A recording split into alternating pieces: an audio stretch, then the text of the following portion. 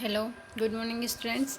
आज अपन लेवल 3 में unit number first, जिसमें अपन सेशन अपन ने फर्स्ट सेकंड थर्ड तीनों पढ़ लिए थे। आज अपन चौथा पढ़ेंगे, जिसमें कार्य क्षेत्र में स्वास्थ्य एवं सुरक्षा, इसके बारे में पढ़ेगी। कार्य क्षेत्र में मतलब कि कैसे अपन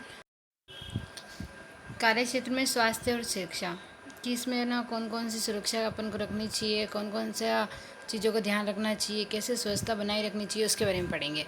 सैलून में आने वाले लोगों अर्थात कर्मचारी तक क्लाइंट का स्वास्थ्य और सुरक्षा महत्वपूर्ण है। ब्यूटी थेरेपिस्ट को विभिन्न उपकरणों के साथ काम करना पड़ता है, जिनका उपयोग कुछ प्रक्रियाओं को पूरा करने के लिए किया जाता है। ऐसे हालात हो सकते हैं जब कोई उपकरण या उत्पाद दुर्घटनाओं का कारण बन सकता है। इसलिए खतरों को रोकने के लिए निम्नलिखित के बारे में सीखना महत्वपूर्ण है, क्योंकि वे क्लाइंट और सैलून के कर्मचारी के स्वास्थ्य और सुरक्षा के लिए खतरा पैदा कर सकते हैं। तो अपन को इनकी स्वास्थ्य और सुरक्षा, इनकी मतलब कि कैसे इनकी अपन को मेंटेनेंस रखनी वो ज़रूरी होती है।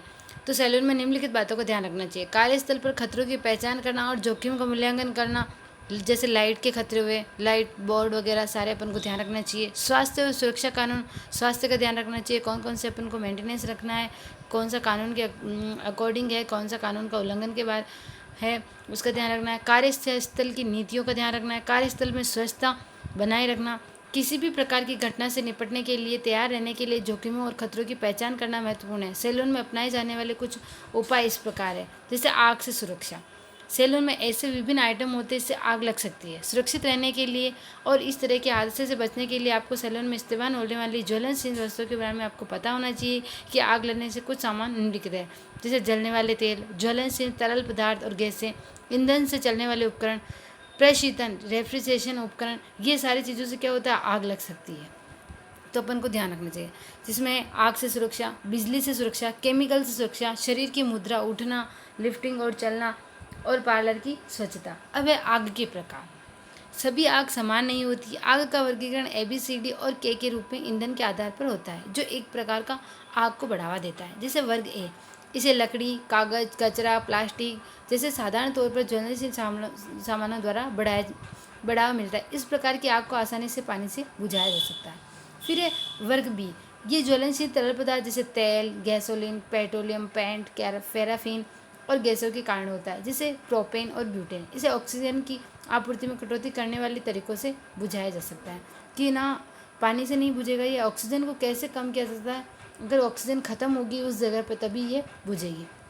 फिर है वर्ग सी, इस आग में मोटर, ट्रांसफार्मर और अन्य उपकरणों जैसे करंट युक्त विद्युत उपकरण शामिल होते हैं। इसे बिजली की आपूर्ति काट कर बुझाया जा सकता है, और कार्बन डाइऑक्साइड की तरह बिजली के बहाव को रोकने वाले एजेंट से आग बुझाई जा सकती है। ठीक है, कि अगर बिजली की आग लग गई तो अपन को बिजली की जो मेन जहाँ से बिजली स्टार्ट हो रही, जहाँ से अपन को बिजली दी जा रही है, उससे उसको कटौती करते हैं। फिर वर्ग डी, जिसमें क्या होता है, दहनशील धातु की आग लग शामिल है। इस प्रकार की आग का कारण पोटेशियम, सोडियम, एल्यूमिनियम, मैग्नीशियम और टाइटेनियम आदि धातु होती है। इसे बुझाने के लिए पानी का उपयोग नहीं करना चाहिए। सूखा पाउडर जो गर्मी को अवशोषित करता है और इसे अच्छी तरह से चिकना करके काम करता है, आग को बुझाया जा सकता है। फिर वर्ग के, ये आमतौर पर रसोई की आग है, जो खाना पकाने के तेल, ग्रीज, पशु वसा, वनस्पति वसा आदि द्वारा प्रज्वलित हो जाती है। इन्हें पर्पल के का उपयोग करके बंद किया जा सकता है, जो कि रसोई के सामान में पाया जाता है। गीले रासायनिक एक्सटिंग्विशर का भी उपयोग किया जा सकता है। अब आग बुझाने के यंत्रों के प्रकार, कि आग कैसे कैसे बुझा सकते हैं। विभिन्न प्रकार के ईंधनों के कारण विभिन्न प्रकार की आग लगती है, जिसे बुझाने के लिए अलग अलग तरह के यंत्रों की आवश्यकता होती है। 3 महत्वपूर्ण तत्व है जो आग का कारण बन सकते हैं, गर्मी, ऑक्सीजन और ईंधन। अग्निशमन यंत्र इनमें से एक या 2 तत्वों को नष्ट करके काम करते हैं। मुख्य रूप से निम्नलिखित प्रकार के अग्निशमक हैं। पहला है गीला रासायनिक एक्सटिंग्विशर।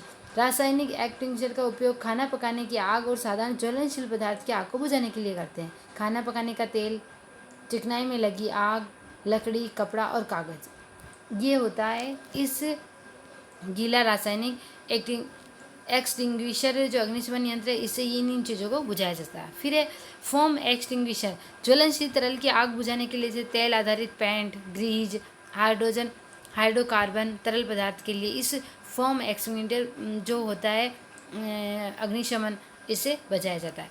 फिर है पानी वाला एक्सटिंग्विशर, ये वाटर वाला है, जिसमें साधारण ज्वलनशील पदार्थ की आग को बुझाने के लिए जैसे कागज़, लकड़ी और कपड़ा, ये किससे, पानी से बुझाया जा सकता है। तो ये वाटर वाला अग्निशमन है। फिर है हेलोन एक्सटिंग्विशर, ये हेलोन वाला है। इसमें अधिकांश प्रकार की आग को बुझाने के लिए सिवाय दहनशील धातुओं द्वारा। फिर है पाउडर एक्सटिंग्विशर, इसमें पाउडर बेस में आता है। अधिकांश प्रकार की आग बुझाने के लिए इलेक्ट्रॉनिक उपकरणों की आग बुझाने में उपयोग करने के लिए पसंद नहीं किया जाता है, क्यों इलेक्ट्रॉनिक। फिर है CO एक्सटिंग्विशर, दहनशील धातु को छोड़कर आग के अधिकांश प्रकारों को बुझाने के लिए बिजली की आग के मामले में प्रभावी फैलाव के कारण खुली हवा में कम प्रभावी होता है। ये होता है कार्बन डाइऑक्साइड, ठीक है, जो खुली हवा होती है उसमें कम प्रभावी होता है। फिर है पानी और आग, पानी और जाग। पानी गर्मी के तत्व को खत्म करके कम करता है। केवल वर्ग ए की आग के लिए पानी का उपयोग करना बेहतर है, क्योंकि अन्य प्रकार की आग की स्थिति में यह खतरे का कारण बन सकता है। यदि वर्ग बी के लिए उपयोग किया जाता है तो ज्वलनशील तरल फैल सकता है, और वर्ग सी की आग के मामले में ये झटके का कारण बन सकता है। फोम का उपयोग वर्ग ए वर्ग बी की आग के लिए किया जा सकता है, लेकिन वर्ग सी के मामले में बिल्कुल नहीं है। फिर है कार्बन डाइऑक्साइड। कार्बन डाइऑक्साइड ये दो घटकों को नष्ट करता है, जिससे ऑक्सीजन की आपूर्ति को काटने, कोल्ड डिस्चार्ज से गर्मी समाप्त करने के द्वारा काम करता है।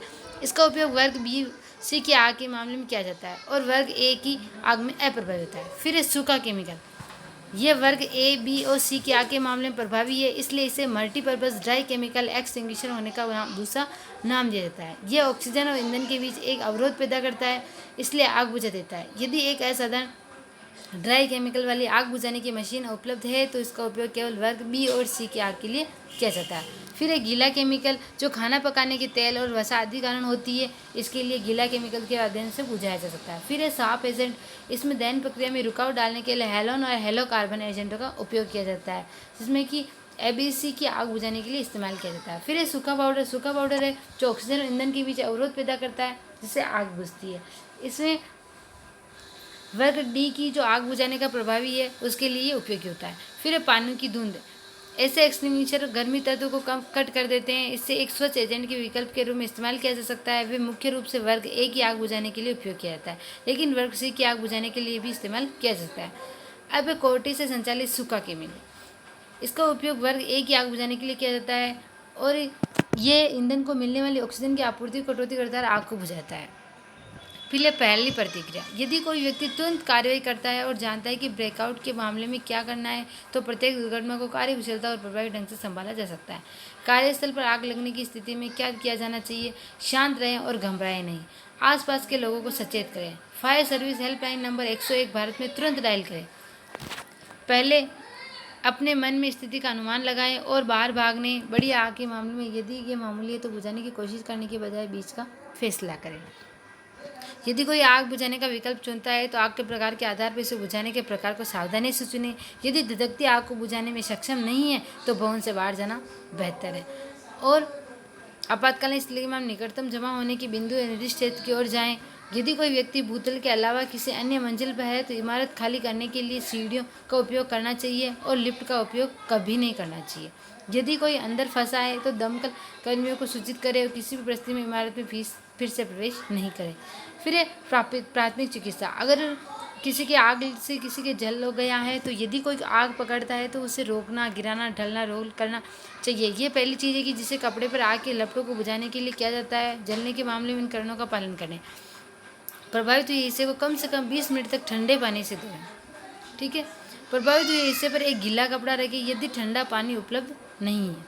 अगर ठंडा पानी उपलब्ध नहीं है, जैसे पानी की कमी है, पानी नहीं है उस टाइम, तो अपन को क्या करना चाहिए? अगर थोड़ा सा पानी मिला तो अपन उसको एक गीला कपड़ा लेंगे और उसको गीला करके, एक कपड़ा लेंगे उसको गीला करके उस पर लपेट देंगे। यदि बहता पानी उपलब्ध नहीं हो तो गीले कपड़े का उपयोग करें। बर्फ़, मक्खन, क्रीम आदि का उपयोग न करें। बर्फ़ नहीं करना है, मक्खन नहीं लगाना है, क्रीम का कुछ भी प्रयोग नहीं करना है। त्वचा को आगे की गर्मी से बचाने के लिए, रक्त के प्रवाह को रोकने के लिए कपड़े और आभूषण निकाल दें। फिर फफोले को न फोड़े क्योंकि इससे दर्द और संक्रमण की संभावना बढ़ सकती है। अन्य चोटों के लिए जांच करें, जैसे रक्तस्राव, फ्रैक्चर, सिर की चोटें आदि का भी अपन को ध्यान करना है। फिर घायल व्यक्ति को घेरे नहीं, उसे ऐसे सांस लेने का पर्याप्त स्थान प्रदान करें। तुरंत चिकित्सा सहायता के लिए पहुंचे। फिर बचाव तकनीक। आग लगने की स्थिति में कार्रवाई का जो पहला काम किया जाना चाहिए वह निकास मार्ग से बचकर जाना चाहिए। अपना रास्ता बनाते समय आसपास के परिवेश से सावधान रहे और किसी और को बचाने की कोशिश करें। अब किन किन चरणों का अपन को पालन करना चाहिए? निकटतम विकास बिंदु के लिए बाहर देखिए, दरवाजा, खिड़की। अपना रास्ता बनाते समय देखिए कि कोई व्यक्ति अंदर फंसा हुआ है तो चिल्लाएं। यदि कोई घायल है तो कंबल का उपयोग करके घायल व्यक्ति को मलबे से गिरने से बचाएं।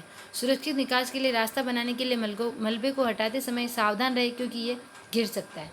दरवाजों को अपने हाथों के पीछे की स्पर्श करें, क्योंकि हथेली बहुत संवेदनशील होती है और आसानी से जल सकती है। यदि कोई दरवाज़ा गर्म लगता है तो उसे न खोलें।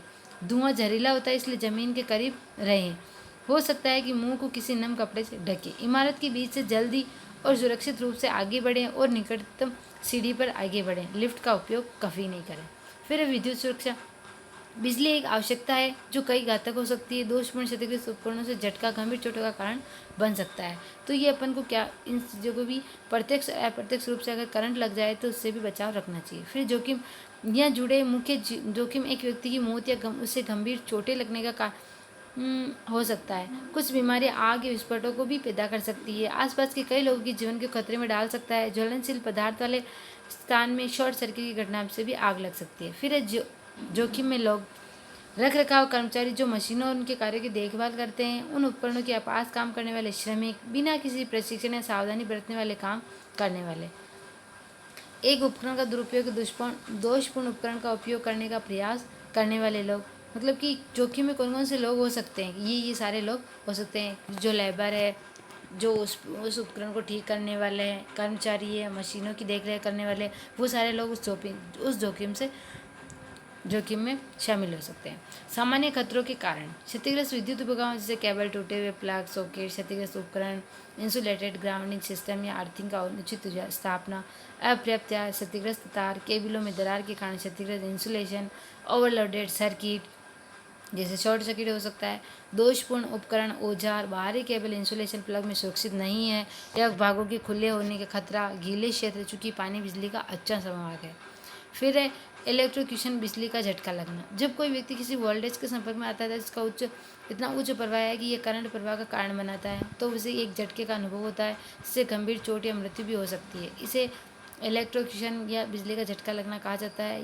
एक मानव शरीर द्वारा अनुभव किया जाने वाला न्यूनतम करंट 1 mA है, और यदि वह 100 mA या अधिक के करंट का अनुभव करता है तो ये घातक हो सकता है। इसके अलावा बिजली के झटके लगने से विभिन्न अन्य जटिलताएं पैदा होती है जो गंभीर और हानिकारक हो सकती है।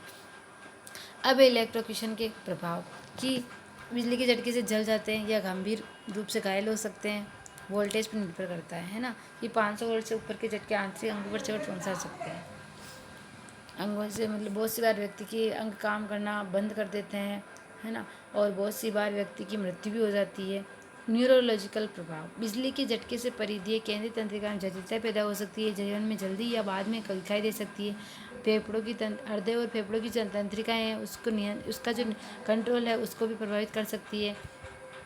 फाइब्रिलेशन, 50 हर्ट्ज या 60 हर्ट्ज के करंट से वेंट्रिकुलर वाइब्रिलेशन हो सकता है, जो वेंट्रिकल की हृदय मांसपेशियों की तेजी से अनियमित संकुचन पैदा कर सकता है, कि दिल की धड़कन को भी रोक सकता है। फिर हड्डियों को नुकसान, जोड़ों की वजह से बिजली के झटके जो मांसपेशियों में संकुचन हो जाता है, फ्रैक्चर हो जाता है, जोड़ों को अपनी जगह से हटने, ये सारी चीज़ें उसकी समस्या हो सकती है। श्वसन तंत्र को भी नुकसान होता है, हृदय की धड़कन प्रभावित हो सकती है, रुक भी सकती है, लकवा मर सकता है।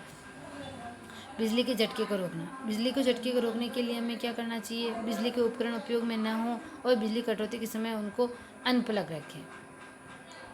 अगर उपयोग में नहीं है तो उनको बंद करें, कटौती बंद करें, अनप्लग करें। फिर सुनिश्चित करें कि एक्सटेंशन कार्ड में ओवरलोड नहीं है, किसी भी प्रकार की वायरिंग खराब नहीं हो, पानी से दूर रखना चाहिए, इलेक्शन उपकरण को नहीं छूना चाहिए गीले हाथों से, ठीक है, और अछूता ग्राउंडिंग सिस्टम या अर्थिंग कार्यक्रम होना चाहिए। एक उपकरण को अपने आप मरम्मत करने की कोशिश नहीं करें, इलेक्ट्रिशियन की हमेशा मदद रहें, बिजली के उपकरणों को बच्चों की पहुंच से दूर रखें। अब बचाव तकनीक और घटना के बाद के उपाय, जब पीड़ित व्यक्ति इलेक्ट्रोक्यूटेड हो तो उसे नंगे हाथों से न छुए, उसे करंट के स्रोत से अलग करने की कोशिश करें। बचाव तब सुरक्षित है जब बिजली काट दी जाए। हेल्पलाइन नंबर पर तुरंत संपर्क करें। किसी व्यक्ति को बचाते समय सावधानीपूर्वक निर्णय योजना बनाना महत्वपूर्ण है। चोटों के लिए जांच करें। शरीर के तापमान को नियंत्रित करने के लिए पीड़ित को उस कंबल से ढक दे, शांत रहे और पीड़ित की स्थिति की निगरानी करें। फिर रासायनिक सुरक्षा, सौंदर्य और कल्याण उद्योग में विभिन्न उत्पादों में रसायन होते हैं जिनका उपयोग किया जाता है। इन उत्पादों के साथ लगातार संपर्क से कुछ प्रतिकूल स्वास्थ्य प्रभाव हो सकते हैं, लेकिन इन उत्पादों से बचा नहीं जा सकता। इसलिए ये आवश्यक हो जाता है कि उनका उपयोग करते समय अत्यधिक सावधानी बरती जाए। अब हानिकारक रसायन कौन कौन से हैं, जैसे डाइब्यूटाइलएथेलेट, ये किस में काम किया जाता है, नेल पॉलिश में। फिर इसके क्या होते हैं, इसके क्या लक्षण, मतलब कि जोखिम इससे क्या हो सकती है, मितली, चक्कर आना, आँख और त्वचा में जलन और क्षमता, दीर्घकालिक प्रभाव। अगर ज़्यादा दिनों तक इसका लक्षण अपन यूज़ कर रहे हैं तो प्रजनन विषाक्तता होती है, जन्मदोष हो जाता है। फिर है फॉर्मेल्डिहाइड या मेथिलीन ग्लाइकोस, इससे nail hardener, nail polish, keratin hair straightener, सांस लेने में समस्या, खांसी, घरघराहट, त्वचा पर चकत्ते हैं, आँख, नाक और गले में जलन, कैंसर, डर्मेटाइटिस, ये सारी चीज़ें इनसे हो सकती है। अब टोल्यूइन, ये नेल पॉलिश में यूज़ होता है, nail glue, hair dye, wig, hair glue, hair piece, bonding glue, इन सभी में इसके क्या क्या लक्षण जोखिम क्या हो सकती है, अपन को चक्कर आना, सिर दर्द, त्वचा पर चकत्ते हैं, आँख, नाक और गले जलन। और इस पर दीर्घकालीन प्रभाव क्या करता है, अगर ज़्यादा दिनों तक यूज़ करें तो लीवर, किडनी के दोष हो सकते हैं, जन्म दोष होता है, गर्भावस्था में नुकसान हो सकता है। फिर है MMA, इसलिए ये किस में काम आते हैं, नकली नाखून। इससे कौन सी जोखिम हो सकती है, सांस लेने में समस्या, सीने में दर्द, आँख, नाक, गले में जलन, सिर दर्द और मितली, गंध लेने में अक्षमता हो जाती है, प्रजनन विषाक्तता और अस्थमा की बीमारी इससे हो सकती है। साइक्लोपेंटासिलोक्सेन और साइक्लोमेथिकॉन, प्लेट आयरन स्प्रे, थर्मल संरक्षण स्प्रे, एक प्लेट आयरन की उच्च गर्मी के तहत ये ऐसा बनाता है, इससे त्वचा की जलन हो जाती है, ठीक है। फिर है फॉर्मेहाइड, ये भी nail polish, body wash, shampoo, conditioner, cleanser, eye shadow इसी में आता है। इससे भी ये सारी आँख, नाक, गले, इनसे ये सारी बीमारियां हो सकती है और कैंसर और डर्मेटाइटिस हो सकता है। फिर स्टाइलिन, बाल के एक्सटेंशन ग्लू के लिए, लेस विद ग्लू के लिए, इससे थका हुआ अनुभव होता है, कैंसर की बीमारी बढ़ सकती है। ट्राइक्लोरोथाइड्स, ये बाल वृद्धि ग्लू, लेस वीक ग्लू, इन सभी में होता है। इसके लक्षण होते हैं कि चक्कर आना, सिर दर्द, मितली, आँख और त्वचा की जलन, इससे लीवर, गुर्दे खराब हो सकते हैं। डाइऑक्सिन, बाल एक्सटेंशन ग्लू में, लेस विक ग्लू में आँख और नाक की जलन हो सकती है। कैंसर और लीवर, गुर्दे अगर लंबा टाइम तक यूज़ किया तो ये प्रॉब्लम हो सकती है, ठीक है। फिर चारों भागों का अमोनियम यौगिक और dimethyl benzyl ammonium chloride कीटाणुनाशक और क्लीनर में यूज़ किया जाता है। त्वचा, आँख और नाक में जलन हो सकती है, जैसे ये अभी अपन यूज़ करते हैं ना सैनिटाइजर, ये इसी में होता है, इससे दमा की बीमारी हो सकती है। फिर है पीफेनिल एडिएमाइन, ये हेयर डाई और मेहंदी टैटू में प्रयोग किया जाता है, इससे त्वचा की जलन हो सकती है और लंबे समय पर प्रयोग करने पर डर्मेटाइटिस हो सकता है। फिर ग्लिसरिल थियोग्लाइकोलेट, ये स्थायी घुंघरालापन दूर करने के लिए एडिस्पर्म होता है, त्वचा की जलन होती है। एम्यूनियम परमिशन, ये हेयर ब्लीच होती है, ये आँख, त्वचा, नाक पे इफेक्ट करती है। एथिल मेथाक्लेटेड, ये नकली नाखून होता है, ये भी आँखों पे, पलकों पे, चेहरे पर और खांसी, सांस की तकलीफ। एसिटिन, नेल पॉलिश रिमूवर में प्रयोग किया जाता है, हेयर स्प्रे में किया जाता है, इससे भी आँख, त्वचा, गला, चक्कर, गले में जलन हो जाती, चक्कर आना, ये सारी भी होती है। एसीटोनाइट्राइल, ये भी नेल ग्लू रिमूवर है, ये इससे भी आँख और त्वचा और गले पे रिस्पेक्ट हो सकता है। मेथाक्रेलिक एसिड, ये नेल प्राइमर, आई लैश ग्लो है, इससे भी त्वचा में जलन, आँख, नाक और इसमें हो सकता है। फिर है रसायनों को संभाल, क्लाइंट को सौंदर्य उपचार प्रदान करने के लिए किसी भी स्तर पर रसायनों को रिसाव या फैलाव हो सकता है। यदि हम सावधानी से निपटते हैं तो हम उनके होने वाले नुकसान को कम कर सकते हैं। तो इसके लिए अपन को क्या ध्यान रखना चाहिए, व्यक्तिगत सुरक्षा उपकरण। एक सैलून में काम करने वाले सभी कार्मिकों को दुर्घटना चोट से बचने के लिए व्यक्तिगत सुरक्षा उपकरण पहनना चाहिए। पीपी में एप्रन, मास्क, दस्ताने, हेड कवर शामिल होते हैं। मतलब कि व्यक्तिगत सुरक्षा के लिए अपन को कौन से कपड़े हैं, जिसमें क्या आता है, पीपी में एप्रन, मास्क, दस्ताने और हेड कवर, ये सारे शामिल होते हैं। फिर कार्यक्षेत्र, कभी भी टेबल टॉप को नीचे रखने के लिए उपयोग न करें। हालांकि तत्काल उपयोग के लिए रसायनों को कार्यक्षेत्र के टेबल टॉप पर रखा जा सकता है। बंद बोतलों, जार के ढक्कन, रासायनिक उत्पादों को रखा जा सकता है, कसकर बंद किया जाना चाहिए, है ना। फिर है लेबल, सभी बोतलों को उसके लेबल सुनिश्चित करें लेबल खराब या क्षतिग्रस्त नहीं है। फिर है परिवहन, हादसों से बचने के लिए रसायनों को खुले तौर पर हाथों में न ले, ट्रे या कार्ट का प्रयोग करें। फिर नियमित अंतराल पर जांच करें कि ना उसमें कोई रसायन छोड़ तो नहीं दिया है या नया लाया जा सके। फर्श पर गिरे रसायनों को साफ़ करें, तुरंत साफ़ करना चाहिए अगर कोई रसायन गिर गया तो। रासायनिक भंडारण कि अपन को कोई भी अपन रासायनिक जितने भी अपन रसायन पाउडर वगैरह यूज़ कर रहे हैं तो उसको अपन को भंडारण करना चाहिए, नहीं तो उससे दुर्घटना हो सकती है। तो उसके लिए अपन को क्या क्या करना चाहिए? खतों से बचने के लिए रसायनों के लिए एक अलग भंडारण क्षेत्र होना चाहिए। उन्हें अपनी अनुकूलता के अनुसार एक शेल्फ में व्यवस्थित करने की आवश्यकता होती है, क्योंकि असंगत रसायन से आग लग सकती है और आग तेजी भी आ सकती है। उन्हें ज़मीनी स्तर से 1.5 मीटर से अधिक समतल पर नहीं रखना चाहिए। भारी और बड़ी बोतलों को निचली अलमारियों में रखना जाना चाहिए। ज्वलनशील रसायनों को सुरक्षा अलमारियों में रखा जाना चाहिए। प्रत्येक रसायन को भंडारण की एक निर्दिष्ट जगह की आवश्यकता होती है। इसे उपयोग के लिए अपने संबंधित स्थान पर वापस रखा जाना चाहिए। सुनिश्चित करें कि रसायनों को गर्मी या सूरज की रोशनी से संपर्क नहीं रहा, और प्रत्येक रसायन पर लेबल होना चाहिए। फिर है प्राथमिक चिकित्सा। प्राचीन समस्या के लिए अपन को क्या कार्य करना चाहिए? अधिकारियों आपातकालीन संपर्क को सूचित करना चाहिए। चोट को नए रासायनिक के साथ बेअसर करने की कोशिश न करें, क्योंकि इससे बेहतर बन सकती है। जले हुए हिस्सों को स्पर्श न करें। कोई भी अगर फफोला होगा उसको फोड़े नहीं। मदद आने पर पीड़ित पर नज़र रखें। चोट का कारण बनने वाले रसायनों का नाम नोट करें कि क्या क्या चोट आई है उसका। शारीरिक मुद्रा उठाना और ले जाना, कि अपन को शारीरिक मुद्रा कैसे होनी चाहिए, गर्दन कंधों पर कैसे प्रभाव पड़ सकता है, कैसे अपन उसको उठा सकते हैं, ये सारी चीज़ें। मुद्रा संबंधी समस्याओं से बचने के तरीके। लंबे समय तक शरीर के किसी विशेष भाग को तनाव न दें, जैसे कि इसमें बता रखा है। सेवाओं के बीच या हर आधे घंटे के बाद शरीर को हिलाएं, मांसपेशियां खींचें। विभिन्न प्रकार की सेवा गतिविधियों को करके अपने शरीर की मुद्रा को बदलें। सेवा प्रदान करते समय बैठते समय कुर्ती को सही ऊंचाई पर रखना जरूरी है। शरीर को फिट और लचीला बनाए रखने के व्यायाम करें। वजन को उठाते समय इन चीज़ों का ध्यान रखें। फिर है सही और गलत तरीके से वजन उठाना। सही तरीके से कैसे उठाना है ना। फिर भार उठाने ले जाने के दौरान अपनाने के उपाय, कि भारी और बड़े भार उठाते समय मदद लें। किसी के अपन से नहीं उठ रहा है तो एक बार पकड़ने के बाद अगर अपन से नहीं उठा जा रहा है तो सीधे खड़े होकर बल नीचे बैठें, फिर उसको उठाएं। मुड़ते समय पैरों को हिलाएं, कमर को मोड़ने इससे बचें।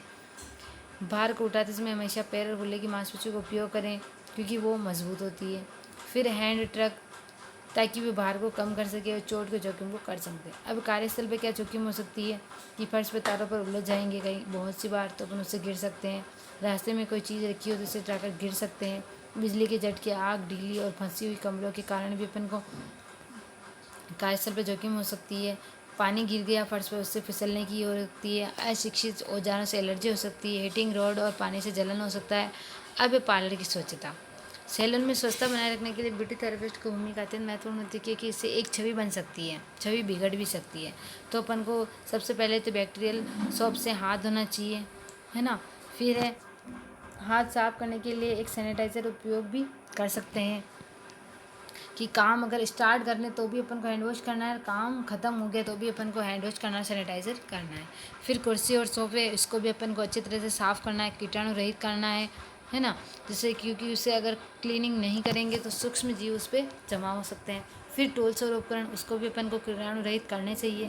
फर्श को भी अपन को कीटाणु रहित करना चाहिए। तुरंत साफ, अगर कुछ गिरा है तो तुरंत साफ कर देना चाहिए। व्यक्तिगत सुरक्षा, पीपी मतलब कि अपन को हैंड ग्लव्स पहनने चाहिए, एप्रिन पहनना चाहिए, है ना। फिर है इसके अंदर क्या क्या शामिल है? एप्रिन, जो क्या कपड़ों को दाग से बचाता है। फिर दस्ताने, हाथों को दूषित संक्रमण से बचाता है। सिर का कवर, बालों के किसी उत्पाद रसायन के संपर्क में आने से उसको बचाता है। जूते, पैरों को फैलाए टूटी हुई कुछ चीज़ नीचे गिर गई है तो उसको नुकीली चीज़ों से, इससे अपने चोट लगने से बच सकता है। मास्क, रासायनिक धुएं, संक्रमण, गैसों के संक्रमण से बचा सकता है। तो ये अपन ने पढ़ा था आज, एक सुरक्षा, कार्यस्थल की सुरक्षा और उसका स्वास्थ्य कैसे अपन कर सकते हैं।